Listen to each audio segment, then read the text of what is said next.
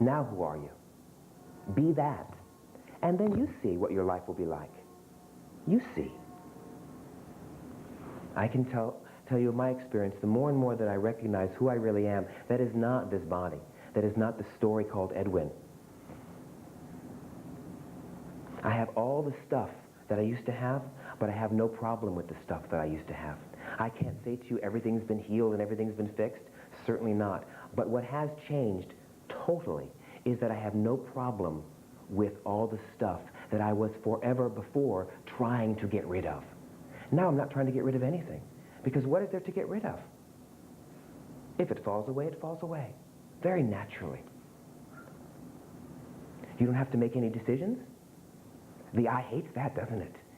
You don't have to make any decisions. Am I saying that decisions won't be made? Decisions will definitely be made. But can you say that you made them? Something is changing the seasons. Something is digesting your food. Something is blowing the wind. Something, and it limits it even to call it a something for the sake of the discussion, has been taking care of things forever. And I am simply suggesting that you are that. Let yourself know yourself as that and relax. Your problems are not your concern. Stop making them your concern. Stop making up you. Just for a moment. And then if you'd like to run back to problems, so be it. No problem with that. If you're interested in your problems, if you really find that you like them, then go back and have them. And then go back to trying to figure them out. No problem. If you honestly recognize who you are, and then you don't like it, and you want to then run back to trying to find out who you are, or trying to become more ready, well then go back. I'm simply suggesting that satsang is the opportunity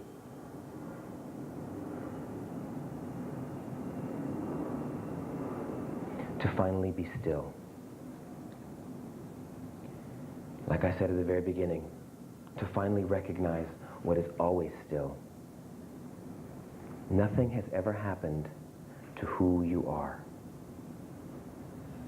Nothing has ever happened to who you are. Nothing. And if there is no you, can there be a problem? So who else would like to be worked with? You see, that's what I'm suggesting, that you're always there with exactly what you're speaking about. That peace, that creative void, whatever you'd like to call it, you're always there, and you make up that you're not. You make up that you're not. You make up yourself, and then you make up your stuff. So you're not your stuff. Better that, you're not yourself. You are that. And to bring your attention there, even for a few seconds, to recognize that you are that.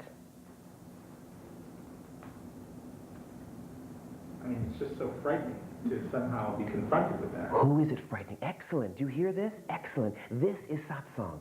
To get to that edge, that is so courageous, because that fear is what you must go into.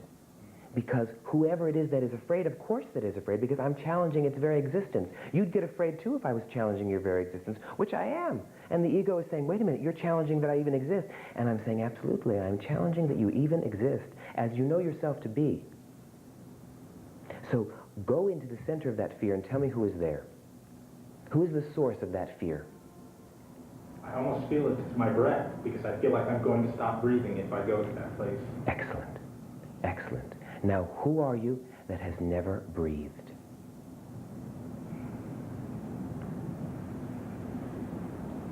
I guess the place that has no beginning and no end. Yes. And who are you that even the place of no beginning and no end is in? The infinite. I mean, it's like trying to imagine two planes intersecting in a point. Who is the infinite in? No place. No place, no one, nobody.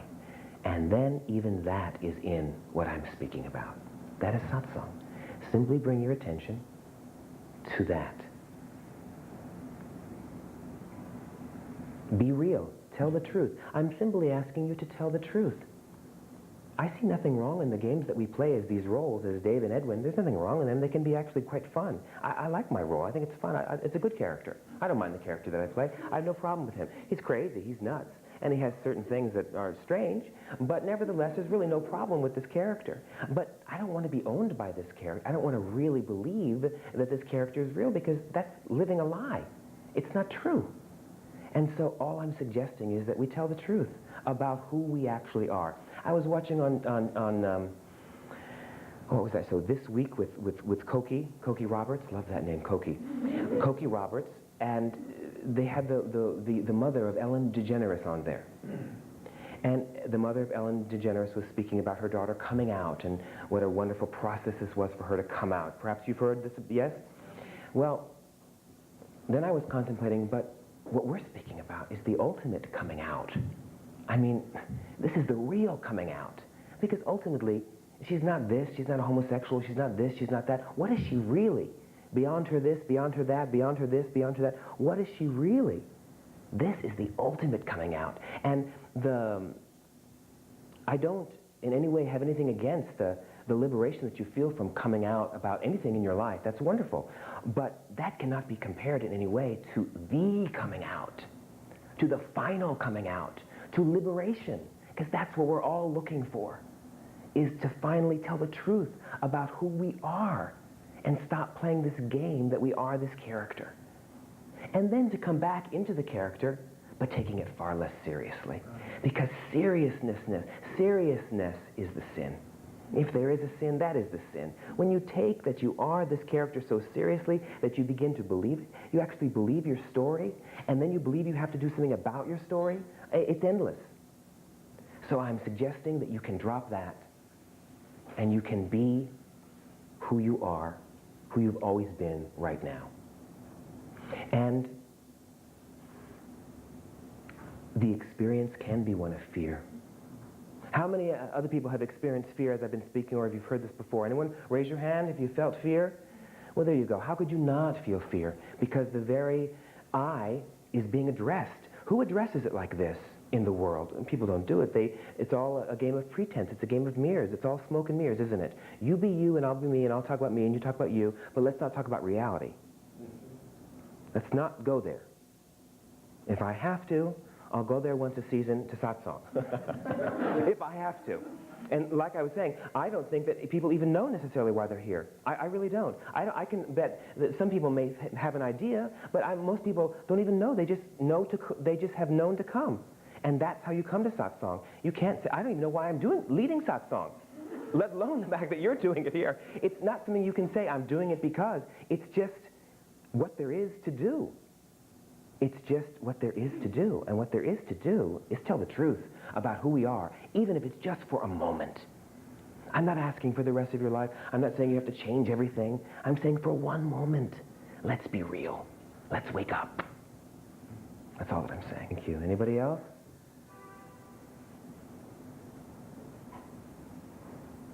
Anybody?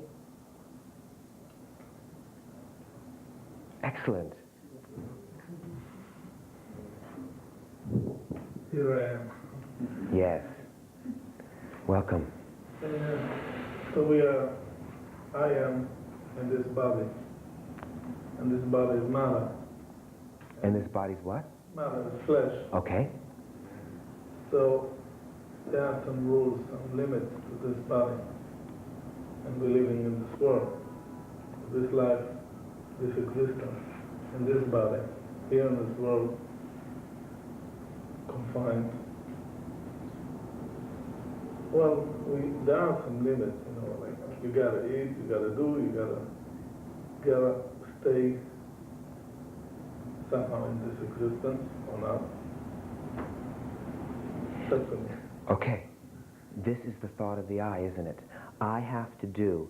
I have to take care of myself. I've got to do this. I've got to do that. I've got to make sure that I'm okay. Isn't that what the I thinks?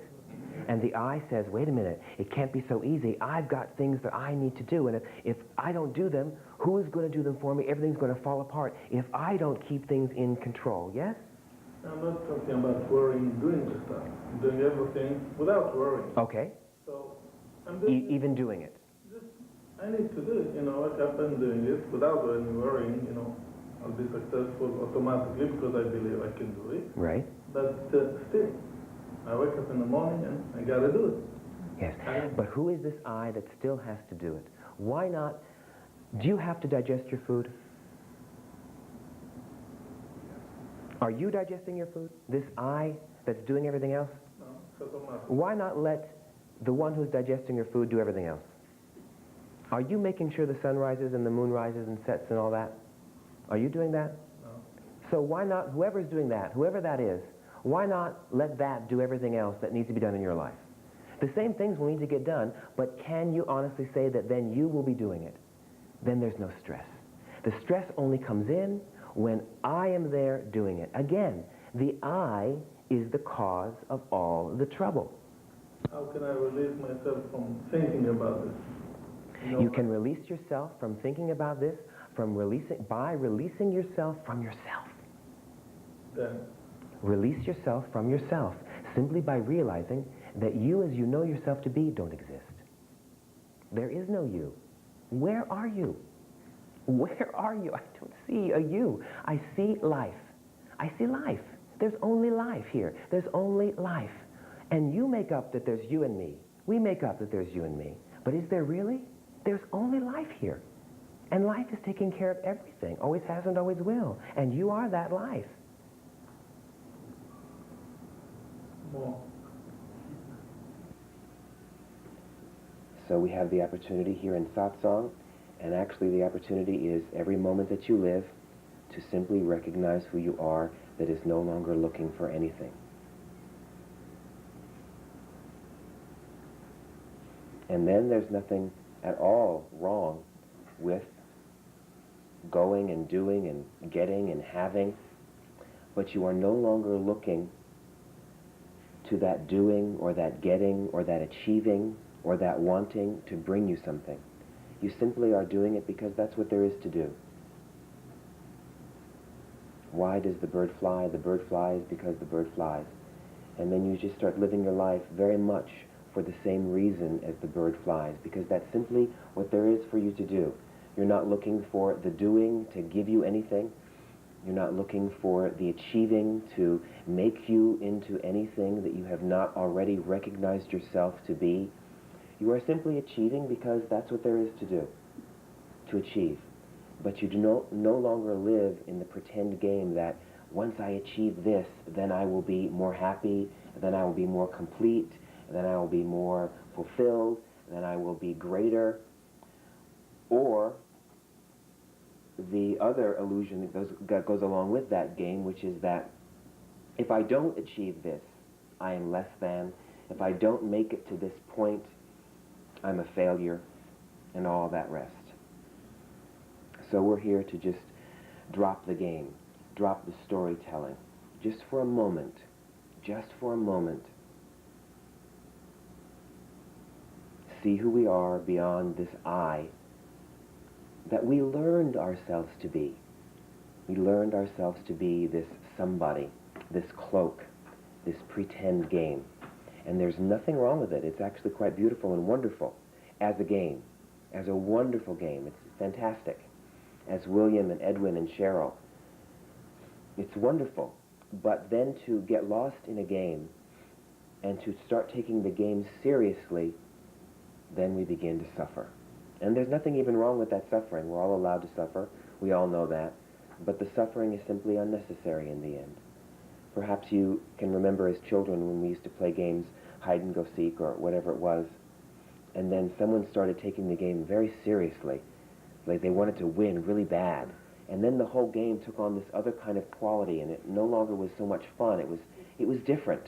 And that's what happens in life when we start taking the game that we are playing so seriously, and we put so much emphasis on the game to fulfill us, like the child who puts so much emphasis on the winning to fulfill them. Then it becomes very perverted.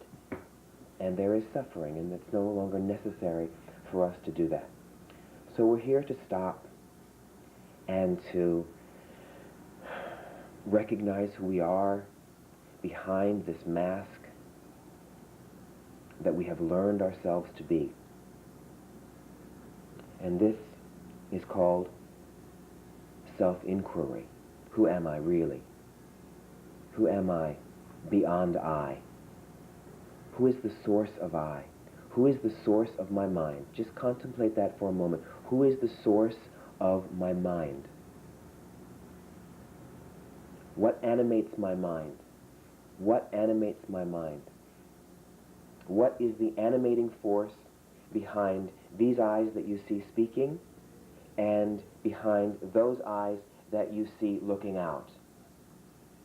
What is the same force, truth, light, behind all of our eyes? What animates us all here in this room? And indeed, what animates all of this, even the room, the building, all of nature? What animates all of us?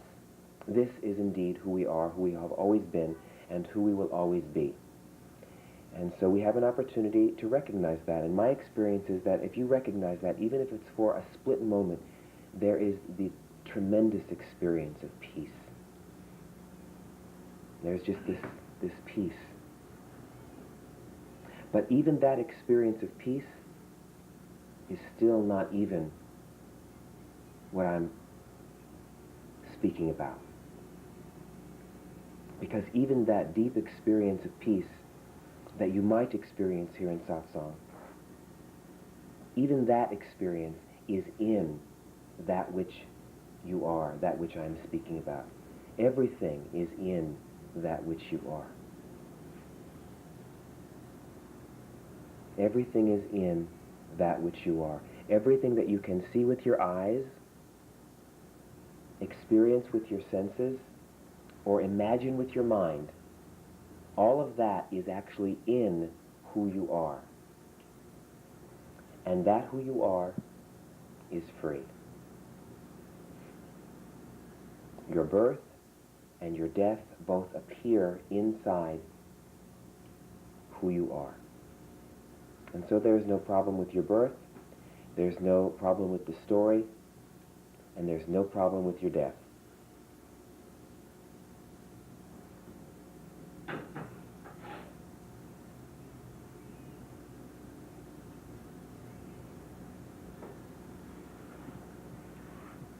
And so I often speak about, in satsang, as you're listening,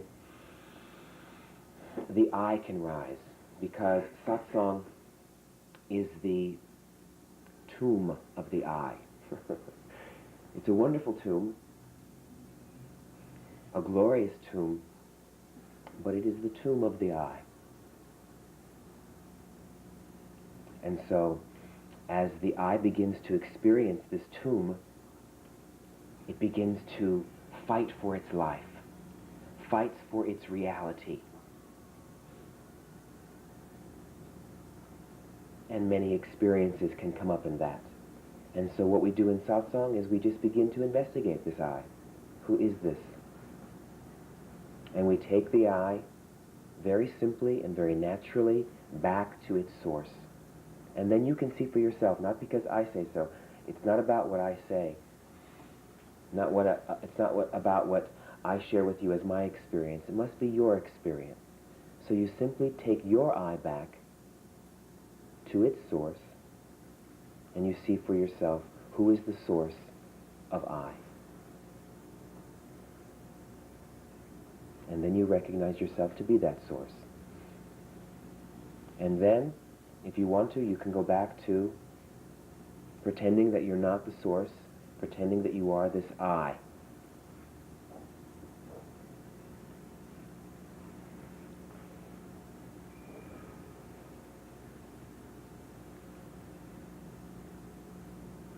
But if the I was so much fun, you would never have found yourself in satsang. If the I was fulfilling you, truthfully, if the I was doing it for you, what I'm speaking about would never have entered your consciousness.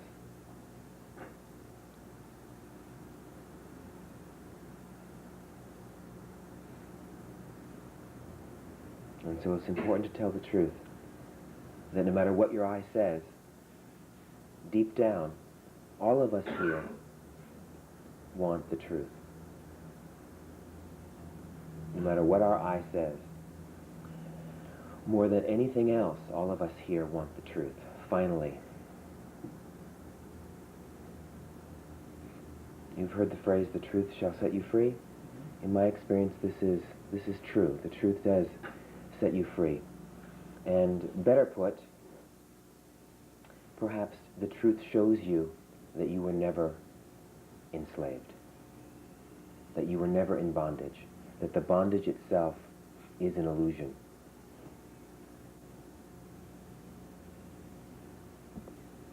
What do I mean by bondage? Simply I. The I is bondage.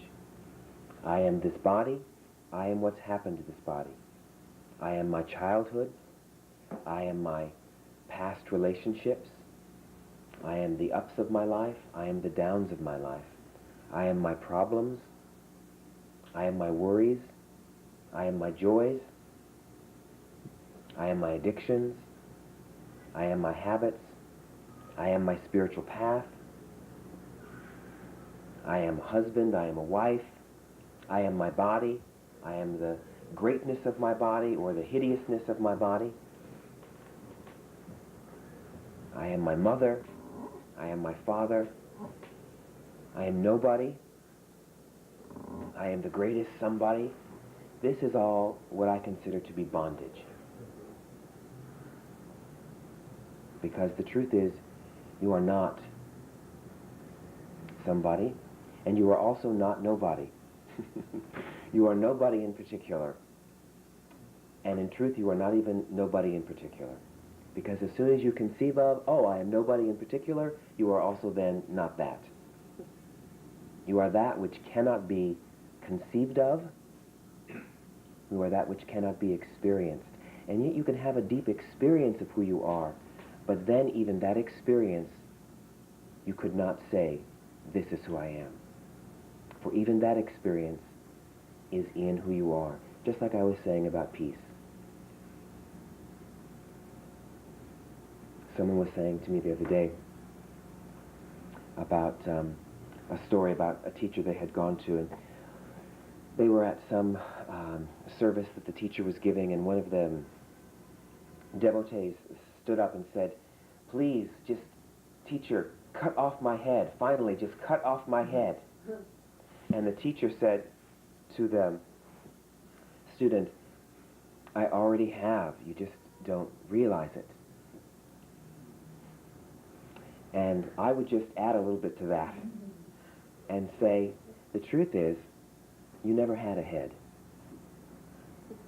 You never had a head to cut off. Because then you get in the process of trying to cut off your head, which is very common if you've ever been to a Zen monastery. They often talk about being headless. And it's the idea of being eyeless. It's the same thing, just put in a different terminology. It's the whole idea of being eyeless, being egoless, being headless. It's all the same thing. And so then you get into the struggle of trying to get rid of your head, or get rid of your eye, or get rid of your ego. Many people are trying to get rid of their ego and be egoless. But the truth is, if you examine this ego that you're trying to get rid of, if you really examine it, my experience has been there is no reality to your ego. Your ego is not true. It's an illusion. And in discovering that your ego is not true, that is getting rid of your ego. Simply by discovering that what you've considered to be true, what you've been told is reality, you never investigated for yourself. And that's what's happened to us all. We simply have never investigated and taken the time to stop and say, wait a minute, is what I've been told my whole life, is what I've been told about myself true?